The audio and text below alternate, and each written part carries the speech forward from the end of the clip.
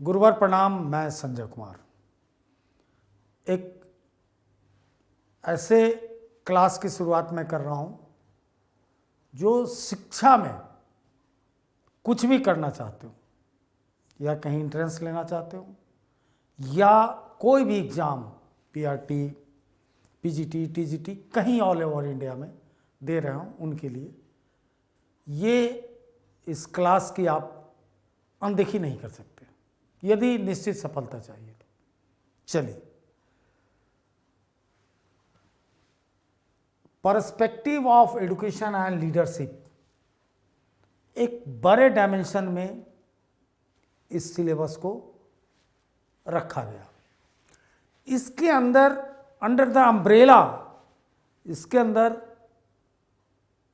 इस टॉपिक बनाया गया अंडरस्टैंडिंग द लर्नर्स, यानी हम जिसको पढ़ाना चाहते हैं, हमारे साथ जो इंटरेक्ट करेगा, क्लास में आएगा, उसको समझने के लिए हमारी समझ कैसी होनी चाहिए। अगर हम समझ हमारी सुलझी होगी, हम चीज़ों को इसी परिप्रेक्ष्य में देखेंगे तो हमसे मिस्टेक नहीं होगा और लर्नर्स को हानि नहीं होगी, ढेर ढेर लाभ मिलेगा। तो पहला टॉपिक है concept of growth, maturation, development, यानी वृद्धि की संकल्पना, परिपक्वता, विकास, principle and debates on development, विकास के ऊपर होने वाली परिचर्चा, सिद्धांत और टास्क और चैलेंजेस, उसकी चुनौतियां। पहला टॉपिक। दूसरा बनाया डोमेन ऑफ डेवलपमेंट, विकास के आयाम, physical, cognitive, socio emotional, moral, शारीरिक, संज्ञात्मक, सामाजिक, संवेगी, नैतिक विकास, deviation in development and its implication. विकास में जो डेविएशन है,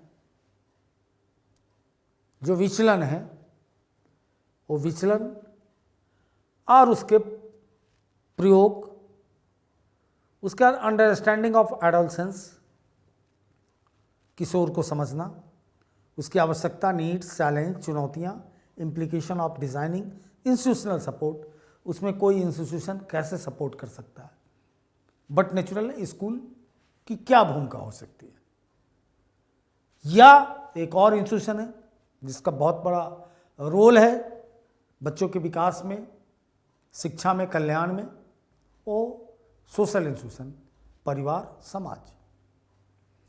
उसके बाद role of primary and secondary socialization, प्राथमिक और द्वितीयक समाजीकरण की एजेंसियां, ensuring home and school continuity. तो ये तो एक पाठ्यक्रम बना जिसको आप समझ गए कि इस ढंग से अगर कोई चीज़ कराया जाए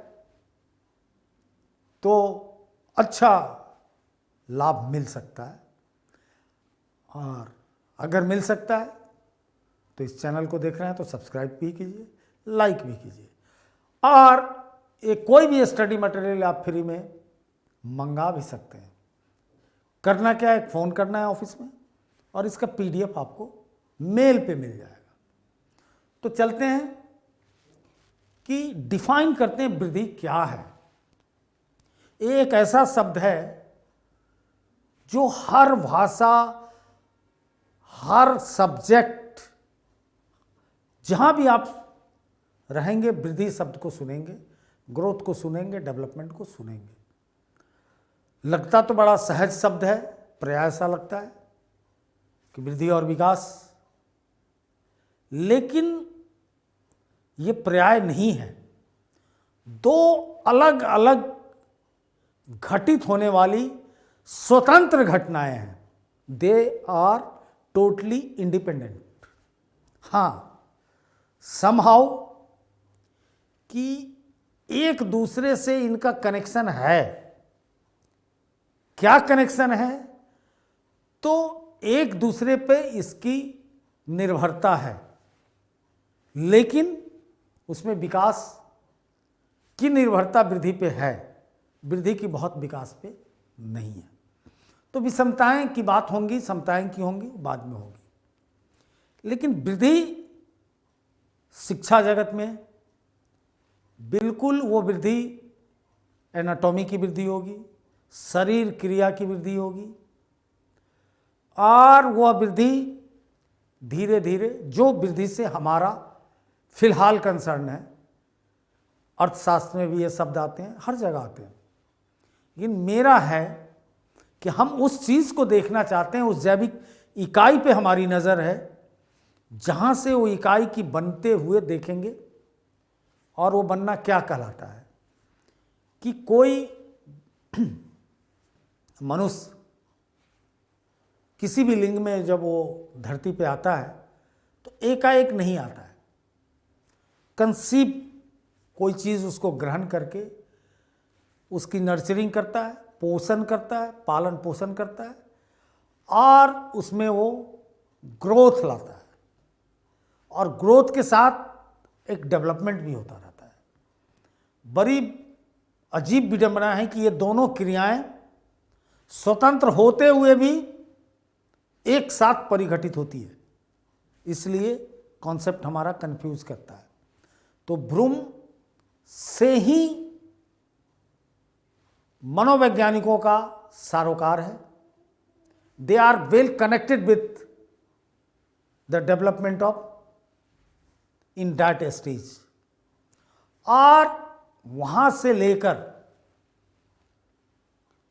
और उसके युवा होने तक, यानी 18 साल की युवा पाने तक का इतना बड़ा जो स्पैन है, वो शिक्षा जगत के लिए, खासकर बाल शिक्षा जगत के लिए, बाल मनोवैज्ञानिक के लिए बहुत महत्वपूर्ण हो जाता है, क्योंकि उनकी स्टडी वहीं से शुरू हो जाती है।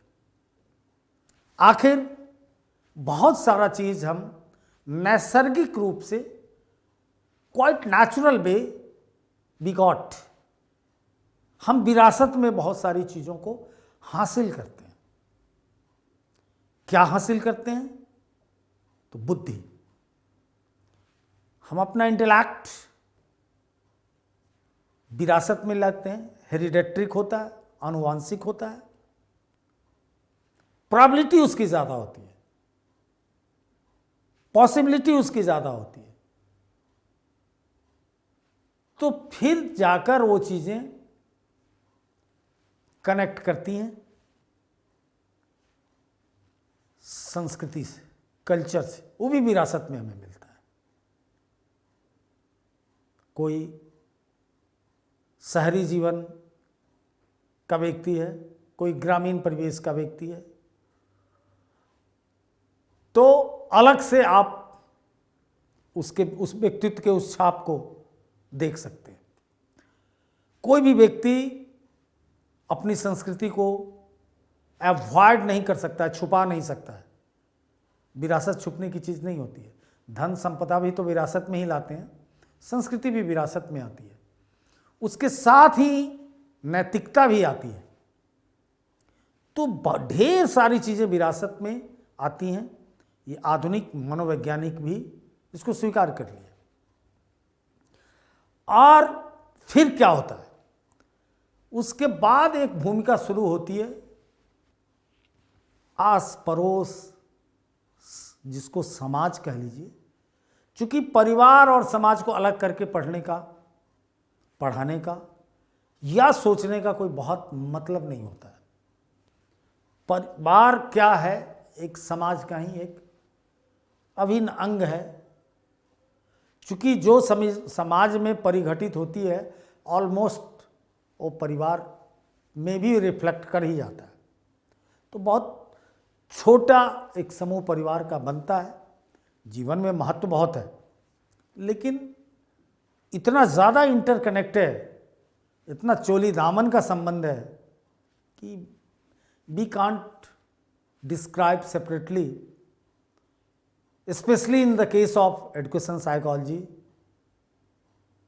especially in the case of sociology, social psychology, social philosophy, social history, in all the subject that is well connected with the social science and humanity. चूंकि भाषा भी तो हम विरासत में ही लाते हैं, वो भी हमारे वृद्धि के संग संग उसमें भी वृद्धि होती है।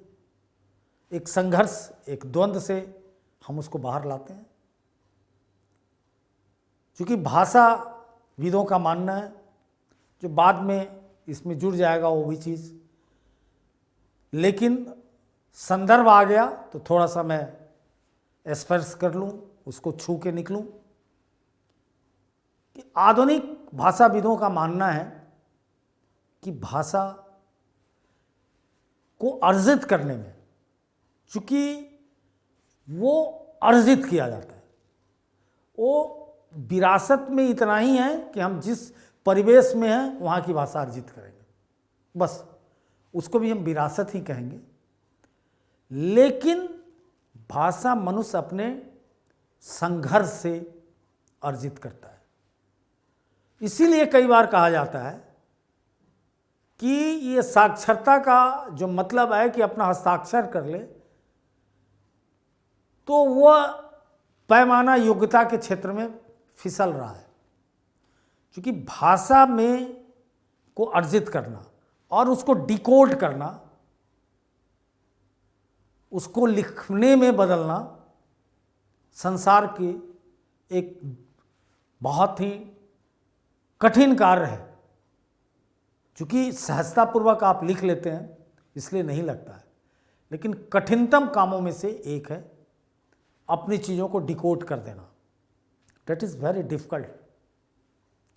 इसीलिए ऐसा माना जाता है कि बड़े फ्यू पीपुल आर देयर, बड़े कम लोग हैं जो लिखना जानते हैं अपनी अभिव्यक्ति को, लेकिन बोलने में, वो अभिव्यक्त करने में किसी से नहीं पिछड़ता है। क्योंकि कोई बच्चा गलत नहीं बोलता है अपनी मातृभाषा में, और वो कैसे सीखता है वो चमत्कार है, उसको कोई नहीं सिखाता है। वो आवश्यकता आविष्कार की जननी है, इस थ्योरी से वो सीखता है। खैर, फिलहाल तो हम वृद्धि की बात कर रहे थे। तो वृद्धि क्या है कि वृद्धि के पास अमूर्तता नहीं है, अब्स्ट्रैक्ट थिंग नहीं है वृद्धि, नीदर वृद्धि नॉर विकास, development, both are very concrete, जिसको प्रत्यक्षीकरण जिसका संभव है, जिसको प्रत्यक्ष रूप से हम देख सकते हैं, माप सकते हैं। तो ये उसकी खूबी है। आजकल अल्ट्रासाउंड का ज़माना है, बच्चा माँ के गर्भ में होता है, उसकी लंबाई, चौड़ाई, वजन सब कुछ उस आवाज़ से हम नाप लेते हैं। हम देखते हैं कि डे 1 से 3 महीने, 2 महीने, 6 महीने कैसा चल रहा है उसका ग्रोथ और डेवलपमेंट, जो बताता है कि उसकी नर्चरिंग ठीक हो रही है, उसको जो न्यूट्रिएंट्स चाहिए माँ से ठीक अवशोषित कर रहा है, ले रहा है, ठीक से कनेक्टेड है। तो एक तो ये कॉन्सेप्ट बना कि बड़ा मूर्त चीज़ है, अमूर्त नहीं है। एक एस्थेटिक सेंस है उसके अंदर। हम अपने नज़रियों से उस ब्यूटी को देखते हैं, उस सौंदर्य बोध को देखते हैं, चमड़ी के रंग नहीं, प्रकृति के उस अनुपम कृति के कार्यों को देखते हैं जो उसके वृद्धि और विकास से संपन्न होता है, कि वो अपनों को कैसे पहचानने लगता है, उसकी ज्ञानेंद्रियां कैसे काम करने लगती है, कैसे स्मेल करके जान जाता है कि कौन उसकी संवेदना को समझेगा। ये सारा चीज़ तो एक तरफ उसका साइकोलॉजिकल डेवलपमेंट होने लगता है, उसका इमोशनल इंटेलिजेंस चल पड़ता है, और इन सब के साथ वो बढ़ता चलता है। जब इमोशनल इंटेलिजेंस चलेगा, जब उसका जनरल इंटेलिजेंसिया का प्रस्फुटन होगा, तब वो किस चीज से कनेक्ट करने लगेगा? वह वृद्धि और विकास अपने सराउंडिंग से, अपने आसपास की चीजों से, और फिर एक प्रोसेस में आएगा जिस प्रोसेस को हम कहते हैं लर्निंग। सीखने की क्रिया होती है, एंड केवल लर्निंग ही नहीं होता है, इस कंफ्यूजन में ना रहे। क्या होता है दूसरा? परिमार्जन, रेक्टिफिकेशन, सुधार, भूल सुधार। तो जब रेक्टिफिकेशन उसमें होगा तो क्या करेगा? उन सब चीजों को इकट्ठा करता जाएगा, एक कलेक्शन शुरू होता है, और वो कलेक्शन कहां जाता है? तो वो डिपॉजिट होता है उसके चेतन मन में, जिस मन से वो सारा फैसला लेता है, और कुछ चीजें अवचेतन में रह जाती है, जिससे बाद में जाके उसकी मेमोरी सपोर्ट करती है, तो वो खुलता है उसका राज। वो थाती क्या है? उस डिपॉजिट को क्या कहेंगे? दैट इज कॉल्ड एक्सपीरियंस, अनुभव। अनुभव है क्या? वही अनुभव को हम नाम देते हैं शिक्षा, यानी वो सीखा, और उस सीखने से धीरे धीरे वो जिस वातावरण में रहता है वो अपना पूरा प्रभाव छोड़ने लगता है। विरासत की चीजें पीछे छूट जाती हैं, और पर्यावरणीय चीज, इन्वायरमेंटल चीज, सराउंडिंग्स बहुत आगे उसको ले जाने लगता है। दैट्स वाई द रीजन कि साइकोलॉजिस्ट, एजुकेशन साइकोलॉजिस्ट कहते हैं कि मामला एक लेवल पे सबका इक्वल ही होता है, अननेसेसरी वो किसी खास रोग का मरीज ना हो। तो जब सब चीज इक्वल ही होता है, कौन सा चीज उसको बहुत आगे ले जाता है? तो एनवायरमेंट।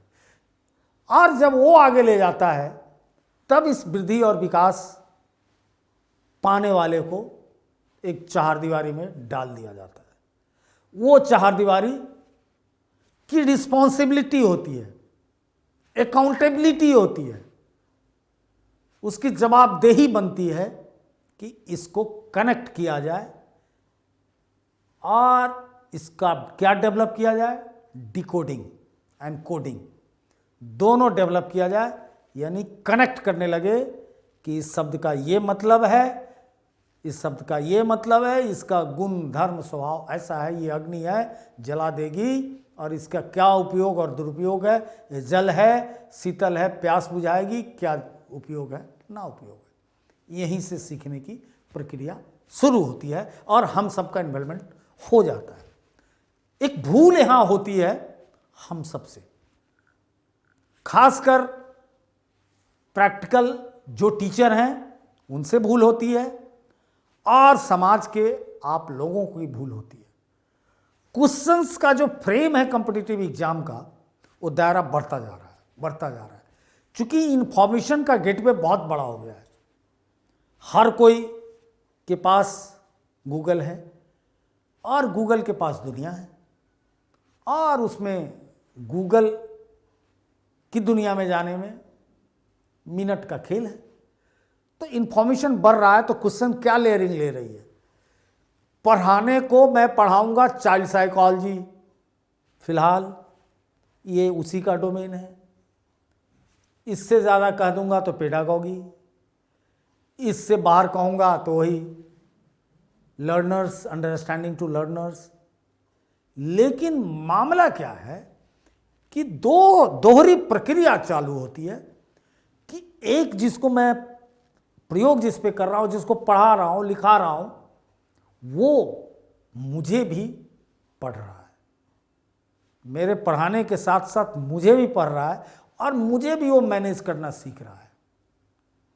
तो दोहरी चीज को जो लोग नहीं करते हैं, बोलते हैं मैं बहुत पढ़ा किसी कंपटीशन के लिए, मेरा नहीं हुआ। तो उसका कारण ये है, मैं निहायत शैक्षणिक चीज़ों की बात कर रहा हूँ, I am only talking about the educational field, मैं किसी और एग्जाम की बात नहीं कर रहा हूँ।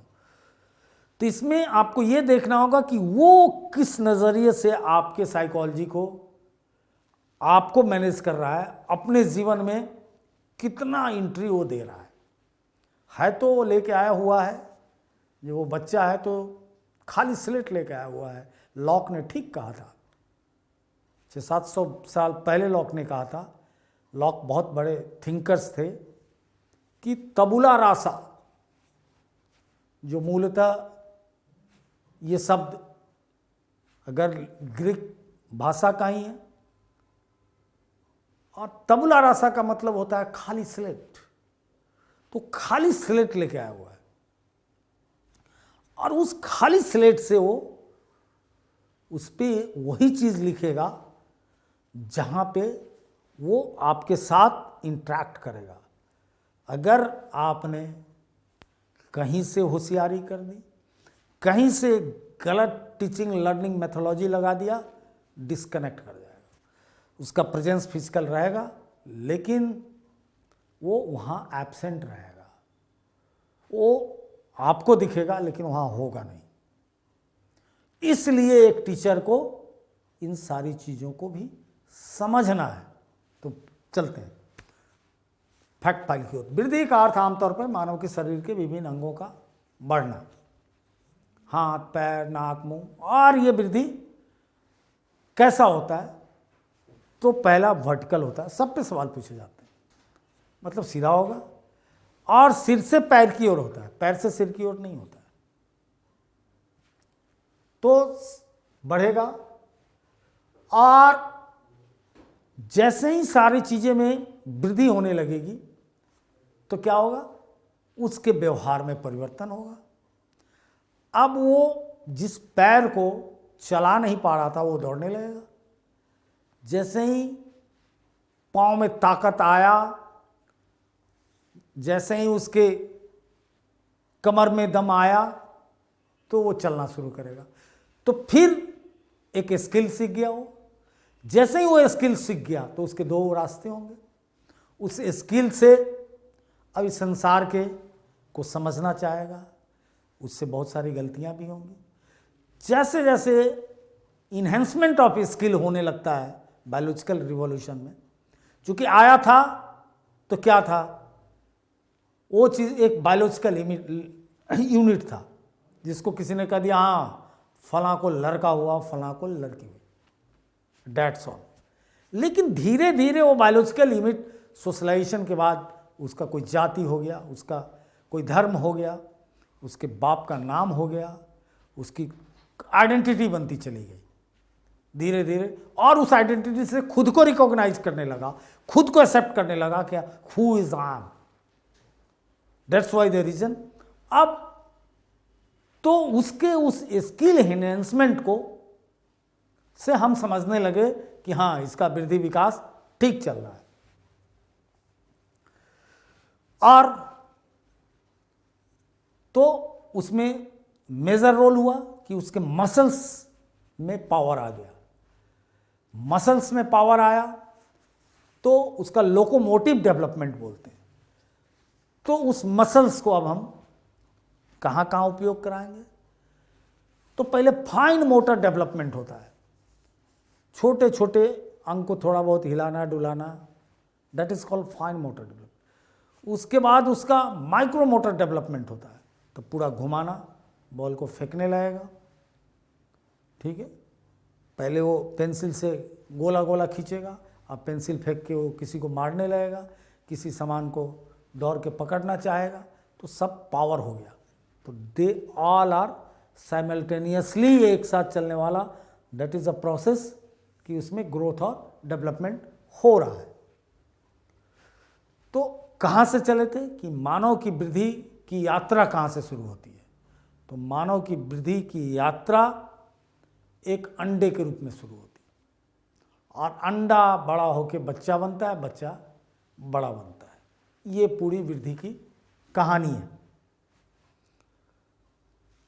वृद्धि में एक आंतरिक गतिशीलता है, और वो आंतरिक गतिशीलता बाह्य रूप से बहुत जल्दी हम रिकॉग्नाइज नहीं करते हैं।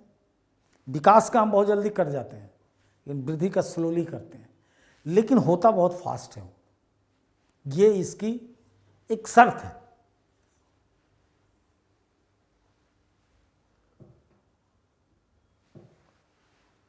फ्रैंक ने वृद्धि को ऐसे परिभाषित किया है कि शरीर के किसी विशेष पक्ष में जो परिवर्तन होता है उसे वृद्धि कहते हैं। तो शरीर के किसी विशेष पक्ष में,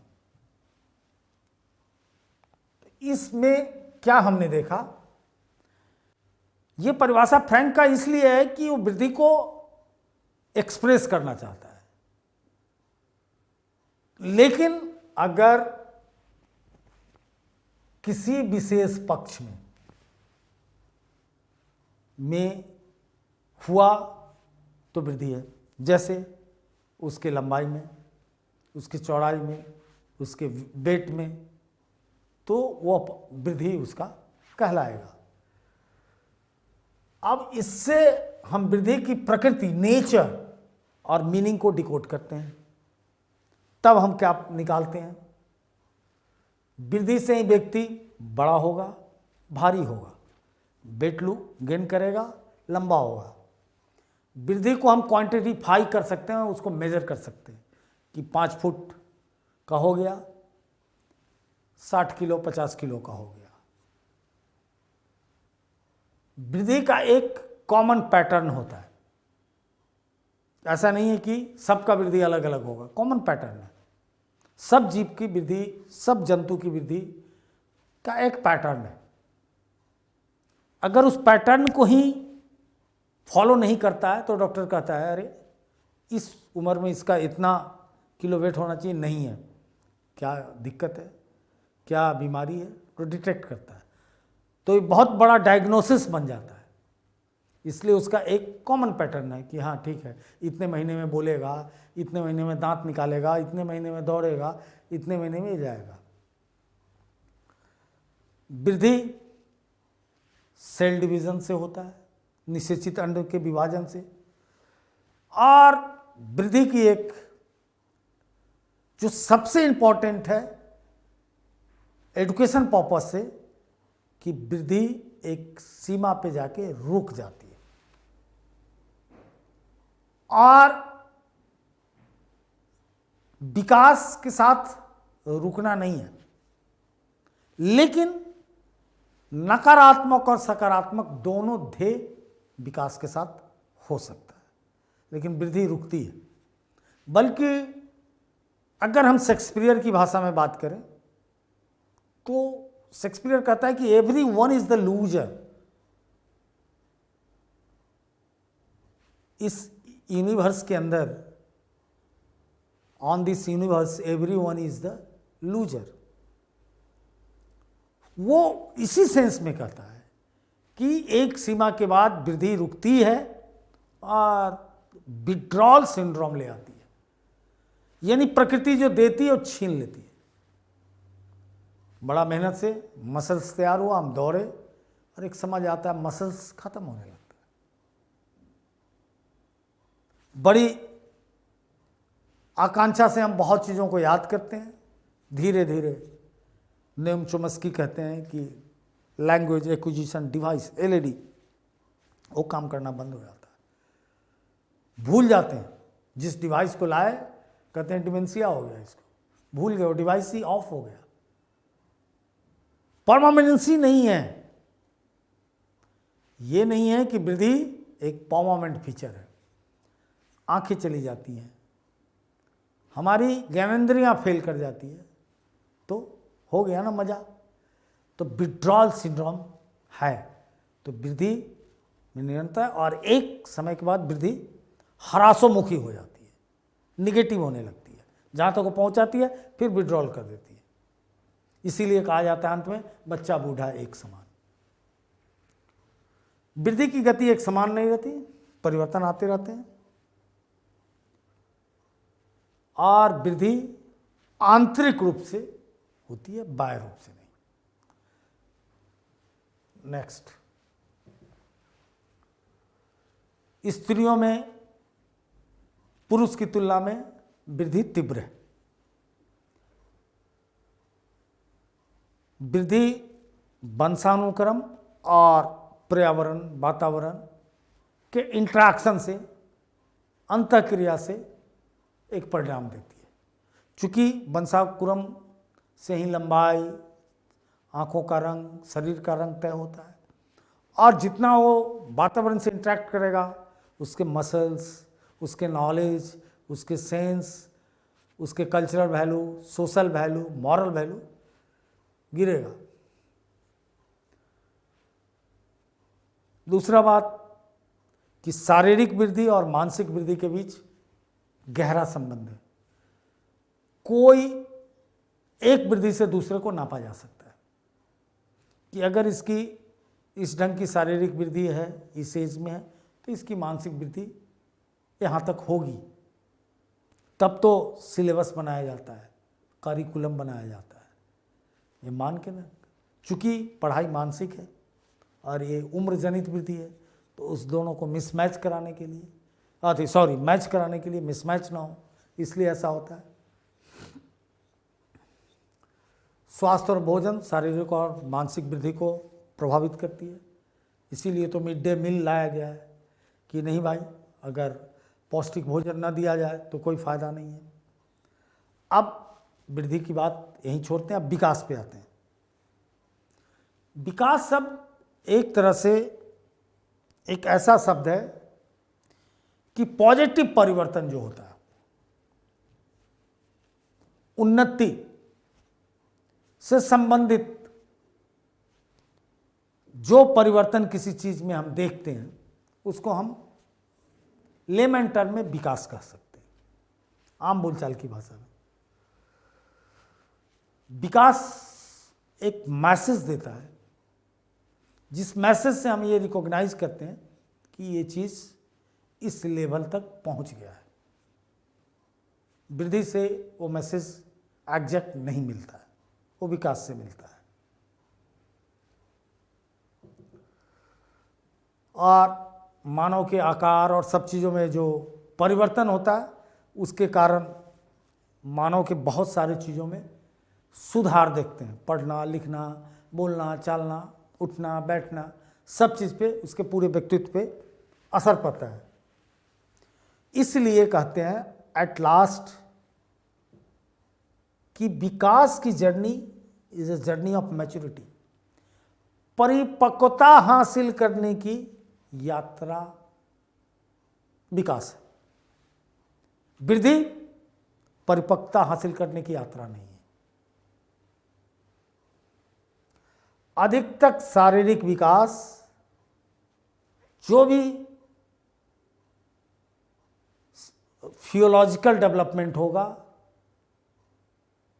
या फिजिकल डेवलपमेंट होगा, वो क्या होगा?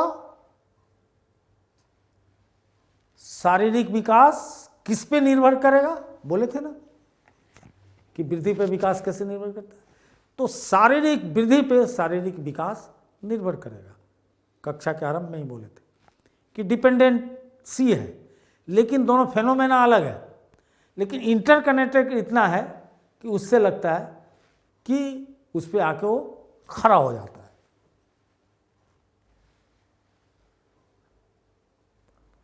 इसीलिए कई बार जो दोनों एक दूसरे को प्रभावित करने लगता है तो हमको पर्याय जैसा लगता है, लेकिन पर्याय नहीं है, नदी का दो तीर है, लगता है। जर्सिल, टेलफोर्ड, सॉरी कैंसवार, तीन बहुत बड़े साइकोलॉजिस्ट हैं, जस्टिस फोर्ड और सॉरी कैंसवार। विकास शब्द का अर्थ उन जटिल प्रक्रियाओं का समूह है जिसमें निषेचित अंश से एक परिपक्व व्यक्ति का उदय होता है। जस्टिफल्ड, टेलफोर्ड और सॉरी कैंसवार क्या है? एक कॉम्प्लेक्स प्रोसेस का, एक कलेक्टिव कॉम्प्लेक्स प्रोसेस है एंड आफ्टर ऑल जिससे पर एक व्यक्ति बन जाता है, एक एम्ब्रॉय से, एक अंडे से निषेचित होकर एक व्यक्ति बनता है। तो वृद्धि के सफर, वृद्धि का जो सफर है, उस सफर का आउटकम विकास बन जाता है। ये कहने में कोई गलती नहीं है कि वृद्धि का इन टोटलिटी, जब हम वृद्धि को देखते हैं ब्रॉड पर्सपेक्टिव में, तो विकास के रूप में खरा हमको दिखता है। जो दूसरे हैं हार्लॉक कहते हैं कि विकास परतों में वृद्धि तक ही सीमित नहीं है। विकास बल्कि यह परिपक्व लक्ष्य की ओर परिवर्तन की एक प्रगतिशील श्रृंखला है। लेयरिंग नहीं है कि डेवलपमेंट ग्रोथ के अंदर लेयरिंग नहीं है, एक यात्रा है परिपक्वता की ओर। फिर हर लोग कहते हैं कि विकास के परिणाम स्वरूप व्यक्ति में नई विशेषताएं और नई योग्यताओं का उदय होता है। क्योंकि विकास में क्या है, ऑब्जर्वेशन बढ़ जाता है, विकास खूब ग्राही हो जाता है। विकास के अंदर चीज़ों को समझने का, ढोने का, रखने का की समझ, एक अंडरस्टैंडिंग बढ़ती है। आप देखते होंगे कि कैसे विकास से अब वृद्धि एकदम अलग हो गया। एक पहली क्लास में मैंने पढ़ा था एक कहानी हिंदी में। हमारे यहाँ एक किताब आती थी मनोहर पोथी, वो भी शिक्षक थे बहुत बड़े, कहीं झारखंड के गोंडा के गोड्डा के पास के। तो उन्होंने मनोहर पोथी एक किताब लिखी थी। उसमें लास्ट में ककारा से शुरू होता है और अंत में वो अंडरस्टैंड करता है लेखक, वो टीचर, अब ये वाक्य विन्यास बनाना सीख गया, सिंटैक्स है और they can decode the meaning. तो कैसे विकास को डिफाइन करता है। अगर इस कहानी को सुन लेंगे, परीक्षा हॉल में कोई भी क्वेश्चन आएगा, आप उसको चुटकी बजा के हल करेंगे। क्या कहता है, एक लड़का मुरारी है, अब बड़ा हो गया है। अब माँ कहती है बेटा कुछ तो काम करो, घर चलाना है। तो वृद्धि के द्वारा मेजरमेंट नहीं हो सकता है कि घर चलाने के लिए आप किसी को भेज दीजिए। 10-12 साल का लड़का है, किसान का बेटा है, तो जाता है, कुछ काम कर देता है खेतों में, उसको कुछ पैसा देता है। अब वो समझ नहीं रहा है, उसकी ये डेवलपमेंट की अंडरस्टैंडिंग नहीं है कि पैसा क्या है, क्या इंपॉर्टेंस है, क्या कैपेसिटी है, क्या पावर है पैसे में। वो परचेजिंग पावर नहीं समझ रहा है, वो उसका बार्टर सिस्टम नहीं समझ रहा है कि इससे क्या हम खरीद सकते हैं। वो खेलते कूदते आता है, पैसा गिरा लेता है, लापरवाह। तो माँ कहती है कि बेटा कहाँ थे? तो हाँ, एक किसान का कुछ काम था, कर दिया। तो कुछ माल पानी दिया? हाँ माँ, दिया तो था लेकिन गिर गया। माँ परेशान हो गई, बोली बेटा कुछ भी कोई दे तो जेब में रख लो। बोला ठीक है। फिर गया, एक किसान ने कहा हो, कुछ काम वाम कर लिया। जब चलने लगा तो उसने कहा भाई मैं तो किसान हूँ, कुछ है नहीं, थोड़ा दूध लेते जाओ। बोला ठीक है, जेब में डाल दो। फिर आया, माँ बेटा क्या लाया? तो बोला भाई दूध दिया था लेकिन जेब में तू कही थी रख लो, रख लिया, गायब। अब देखिए उसका डेवलपमेंट का कॉन्सेप्ट के लिए इससे बढ़िया क्या होगा। फिर माँ बोली ऐसा कर, कुछ भी मिले तो बाल्टी में रख के लाना। अब गया तो एक किसान के यहाँ फिर काम किया, उसने मुर्गी दे दिया। अब मुर्गी बाल्टी में रख के आ गया, खेलते कूदते मुरारी, वो जम कर गई मुर्गी। तो बेटा अरे मुर्गी तो दिया था लेकिन इसमें लाया। अरे बेटा कुछ भी दे, बांध छान के लाना। उसने रस्सियाँ दी। अगली बार एक किसान ने काम किया, दिल खुश हुआ, उसने एक बछड़ा दिया, उसको बांध के लाया। That is the perfection of Murari's story. So that is clear cut, very transparently describe the scenario, the situation of the mental maturity, or you can easily understand कि what is development. ये development है। ये सारे process वृद्धि के नहीं है।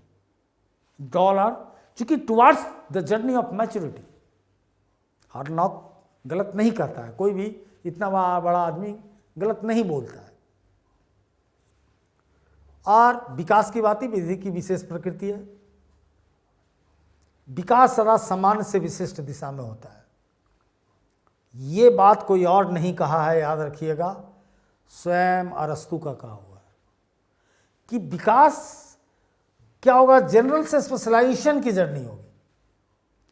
यानी विकास का ये मतलब है, अब वृद्धि बहुत पीछे छूट गई, कि किसी भी एक जमाने में एक फोन आ गया। अब वो फोन आज से 22 साल पहले आता था, बड़ा था, सीमेंस का आता था।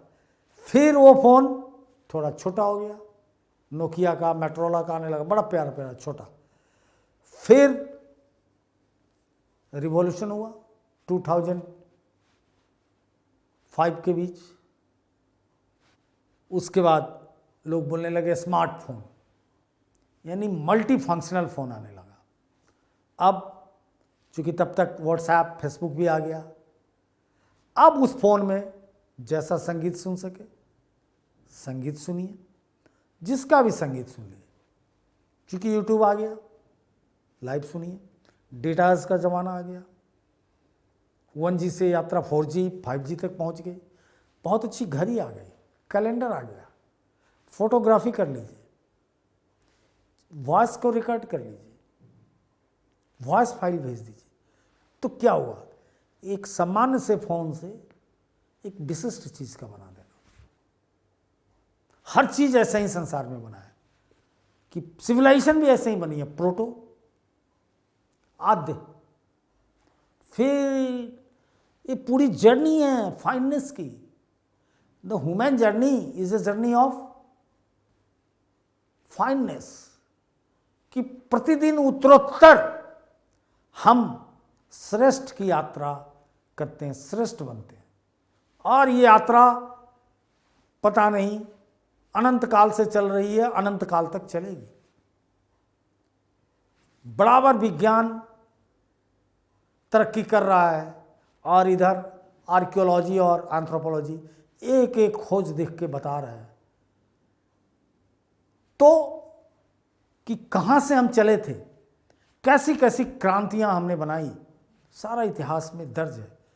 तो ये उदाहरण कभी नहीं, ये स्वयं का ठीक इसके विपरीत अगर इस सेंटेंस को उलट दे कि विशिष्ट से जनरलाइजेशन, तो ये मेंटल डेवलपमेंट का उदाहरण नहीं होगा।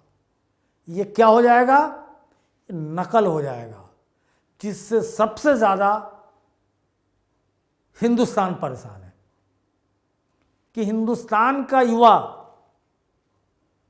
का प्रतिशत, यही ये शिक्षा नीति भी चाह रही है कि किसी तरह से स्पेशलाइजेशन से जनरलाइजेशन का थॉट प्रोसेस ना चले।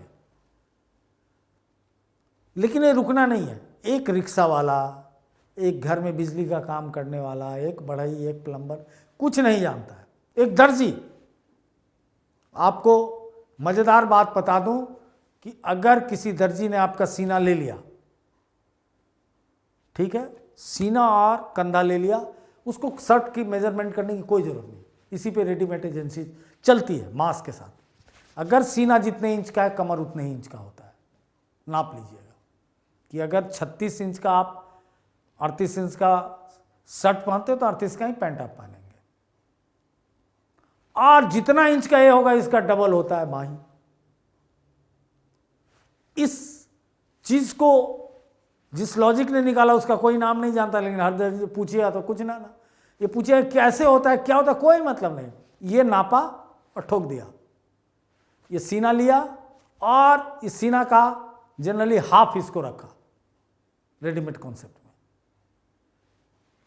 लंबाई लिया 45 इंच बना के छोड़ दिया, जिसको छोटा बड़ा करना होगा कर लेगा, हर साइज में बना दिया। दो का साइज 2 इंच का बढ़ता है, मर्दों के लिए 28 से शुरू करता है और 52 पे ले जाकर रोक देता है। ये इस जर्नी में हम बहुत फास्ट हैं. बड़े few people are doing generalisation to specialisation, जिसको आप स्टार्टअप कहते हैं, जिसका आजकल धूम है. तो you teacher, your responsibility to do this things. ये आप गुरुवर करो और बच्चों को अपने बताओ और अपना भी एग्जाम निकालो कि कहीं भी तुम कुछ भी सुन लो, कुछ भी पढ़ लो और उस पर विश्वास करके समय बर्बाद नहीं करो.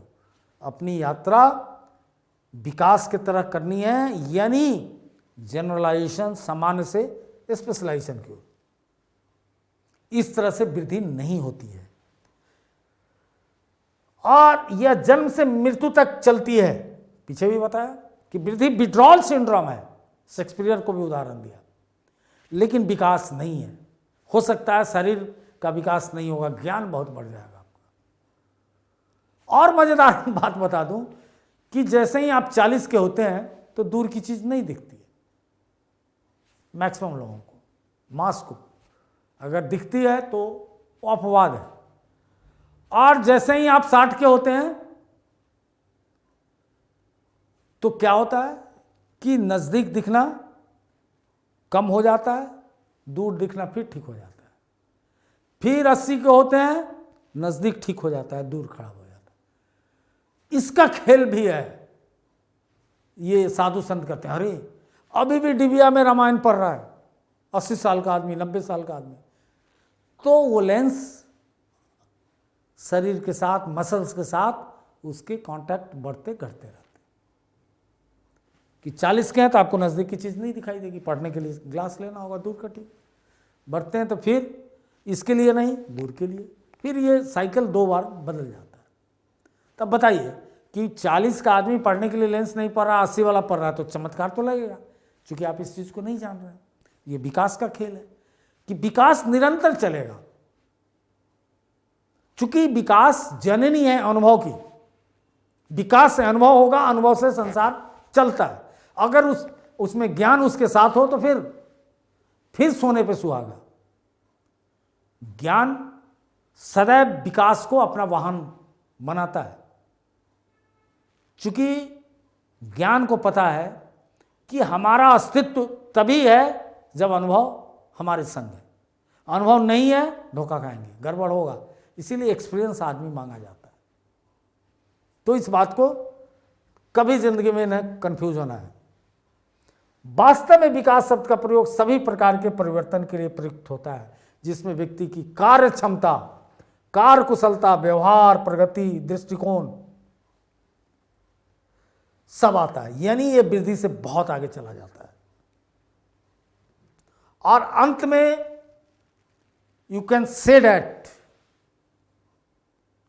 कि growth is a part of development. इतने पढ़ने के बाद अब ठोक के आप कहेंगे, अगर ऐसा सिचुएशन आता है किसी क्वेश्चंस को बनाने में, तो आप ठोक के कहेंगे कि growth after all together at last, यकीनी तौर पे वो क्या है? तो विकास के अंदर ही तो है. क्योंकि इतना बड़ा इसका अप्रोच हॉलिस्टिक हो जाता है कि अंत में वृद्धि उसमें खो के रह जाती है. लेकिन आप चूंकि शिक्षक हैं तो आपके दोनों को अंतर को समझना है. आपको करना क्या है? डिस्क्रिप्टिव नहीं लिखने जा रहे हैं. निबंध अगर लिखना पड़ेगा तो खूब खूब नंबर लाइएगा, लेकिन थोड़ा सा यहाँ पे एक और खेल मैं बता दूं कि जिस मोड में आपको रहना है एग्जाम तक. 2 type of thinkings decoded by psychologist. One is the convergent, another is a divergent. अभिसारी, अपसारी. अपसारी शायद कन्वर्जेंट होगा शायद, और अपिसारी अभिसारी. तो जो एग्जाम वन डे एग्जाम है जिसमें MCQ करना है, तो डाइवर्जेंट थॉट से काम नहीं चलेगा. क्योंकि डाइवर्जेंट थॉट अनब्रील्ड थॉट है, बिखरा हुआ है, बड़े अमूर्त में ढूंढता है चीज़ों को, तो बहुत बड़ा कनेक्शन आपका क्रिएट कर देगा. और उसका कंक्लूजन एक आंसर नहीं होता है. कभी भी डाइवर्जेंट थॉट का कंक्लूजन एक आंसर नहीं होता है, लेकिन कन्वर्जेंट का, ब्रिल थॉट का एक ही आंसर होता है। तो अभी तो एक आंसर ढूंढना है, तो बहुत दूर नहीं जाना है, एक एक चीज को समझते हुए जाना है, परत दर परत, layer to layer, step wise जिसको आप बोलते हैं, तो गलतियां नहीं होंगी। माइंड सेट को ही आज से ही ऑर्डर देना, दिमाग आपके हाथ में है, रिमोट है आपके पास, उसको खबरदार दाएं बाएं नहीं देखेगा, ज़्यादा नहीं, टू द पॉइंट रहा, तो चीज़ों को अपने प्रोसेस करना शुरू करेगा, बढ़ना निबंधकार बना जाएगा, दिक्कत होगी। स्त्रियों में पुरुषों की अपेक्षा वृद्धि तीव्र होती है, तो पढ़ा दिया, ये भी पढ़ा दिया।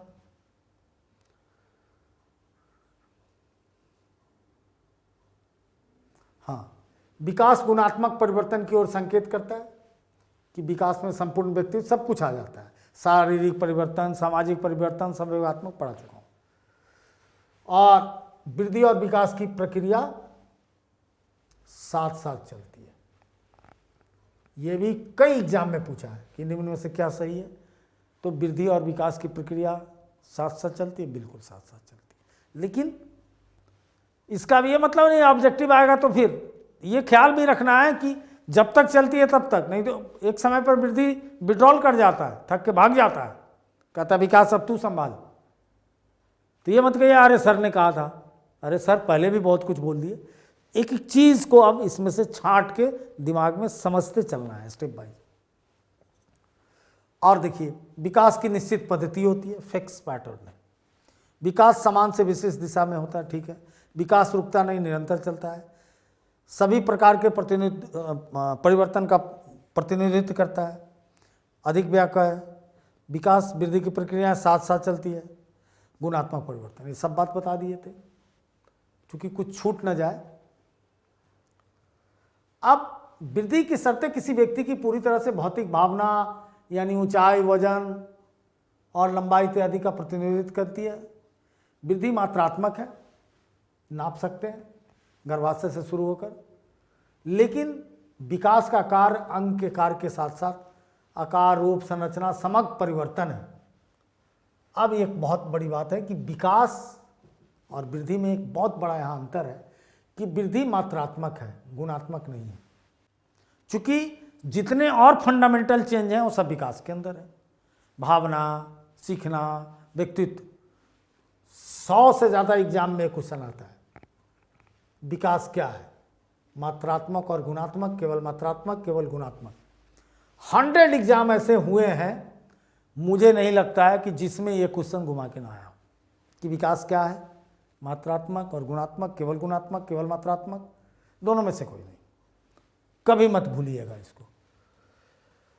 जो और विकास में कंटिन्यूटी है और वो भी वृद्धि के साथ ही शुरू होती है। अब इसमें क्या क्या बहस है आपके, मैंने जो सिलेबस बनाया उसमें विकास के सिद्धांत और बहस। तो एक तो है थ्योरी ऑफ कंटिन्यूटी, निरंतरता का सिद्धांत।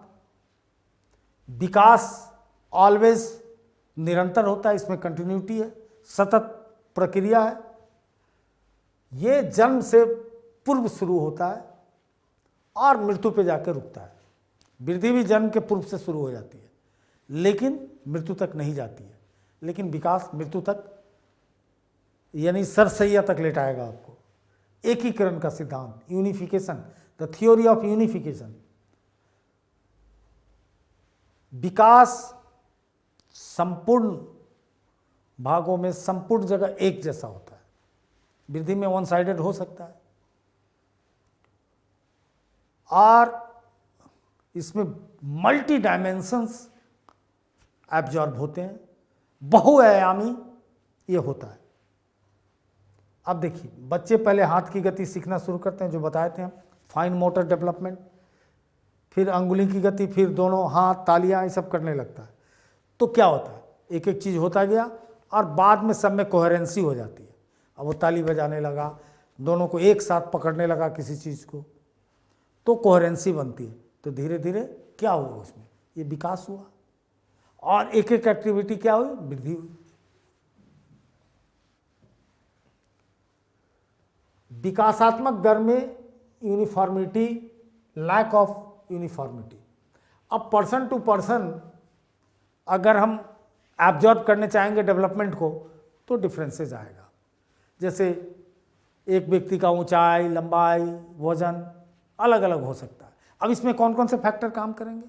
तो इसमें हेरिडेट्रिक, वंशानुगत गुण, पर्यावरणीय, पारिवारिक पृष्ठभूमि, खान पान, पोषण, सब कुछ काम करेंगे। व्यक्तिगत अंतर का सिद्धांत, प्रत्येक जीव अपने आप में विशिष्ट रचना है। एक यह है कि इसमें व्यक्तिगत अंतर शामिल है। सभी बच्चों को चलना सीखेंगे, सार्वभौमिक है, लेकिन जिस समय प्रत्येक बच्चा अपना पहला कदम उठाता है वह अलग हो सकता है, मे बी डिफरेंट। एकरूपता पैटर्न का सिद्धांत, यूनिफॉर्मिटी पैटर्न, विकास एक समान दर से आगे नहीं बढ़ता और विकास विभिन्न चरणों की प्रक्रिया और परिणाम के संबंध में अस्पष्ट व्यक्तिगत अंतर को नहीं दिखाता है, जो वृद्धि दिखा देता है।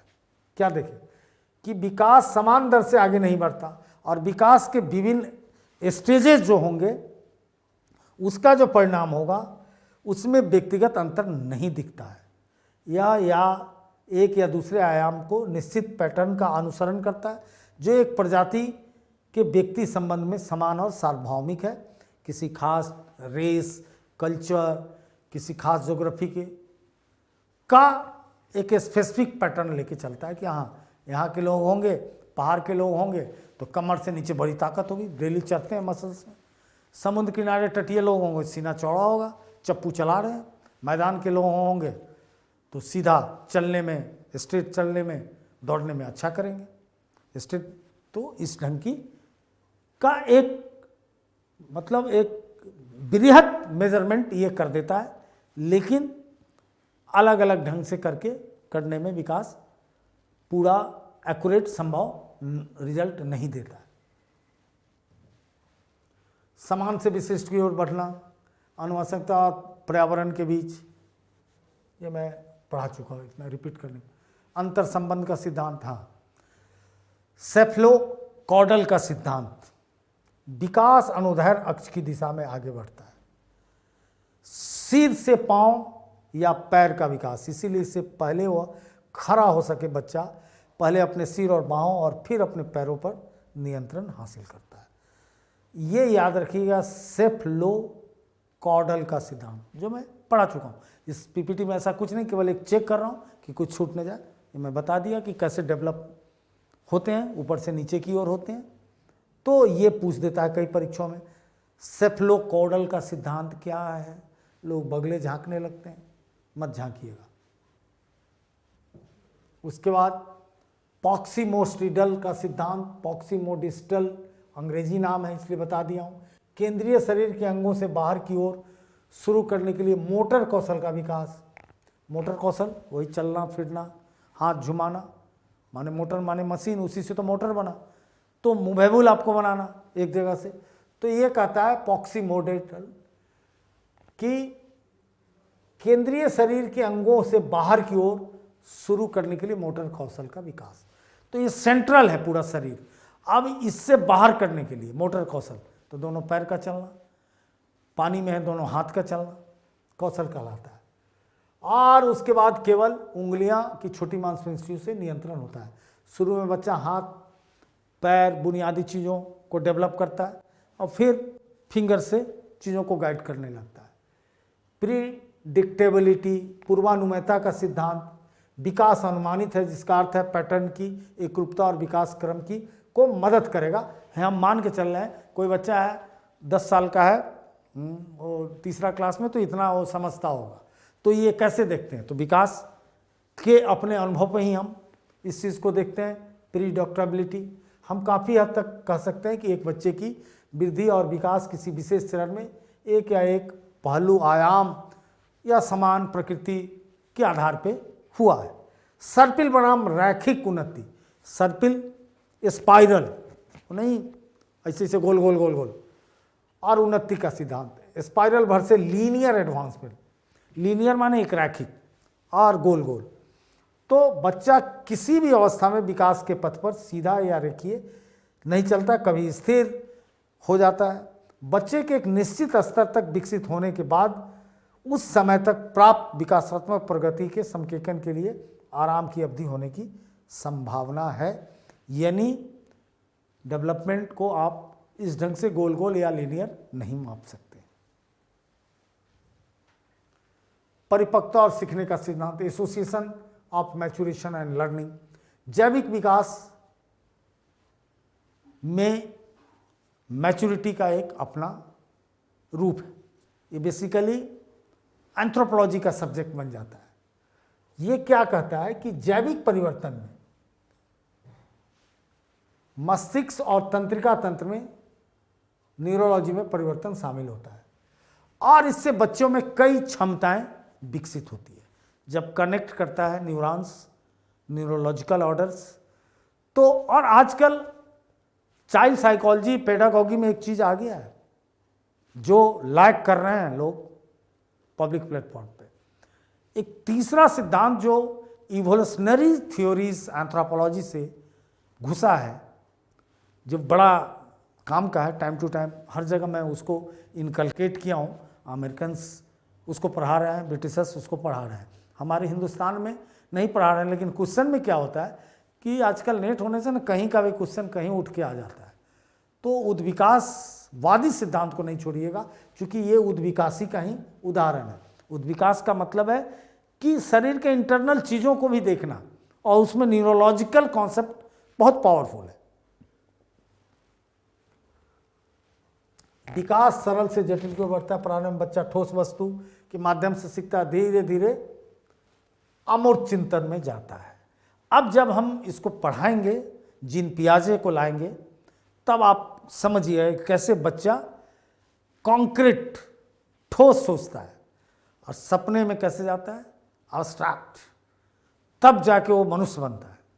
तो जब स्टेज पढ़ाएंगे हम जीन पियाजे का, इसके बाद जब सोशल डेवलपमेंट आएगी, तो अभी तो ग्रोथ चल रहा है, तो ये पूरा और क्लियर हो जाएगा। फिर कोहेलबर्ग और दोनों की तुलना होगी और चीज़ों को ज़्यादा समझिए। निष्कर्ष में बाल विकास मनोविज्ञान में वृद्धि और विकास का सिद्धांत सबसे महत्वपूर्ण विषयों में से एक है। हमें एक शिक्षक के रूप में वृद्धि और विकास के विभिन्न चरणों, सिद्धांतों को समझना चाहिए। हम छात्रों की उनकी उम्र, रुचि, कौशल के अनुसार पढ़ा सकें, वरना तो स्लेट लेके भाग जाएगा, तबला रासा है। इस चीज़ों के लिए कि हम उसको पढ़ रहे हैं, हमको भी वो पढ़ रहा है, तो इस चीज़ को ये चीज़ें कनेक्ट करेंगे। क्लास अच्छा लगे तो लाइक ज़रूर करें, कमेंट्स लिखें, अधिक से अधिक जगह फैलाएं गुरुवर। आप ही से हमारा दाल दलिया चलता है। जय हिंद।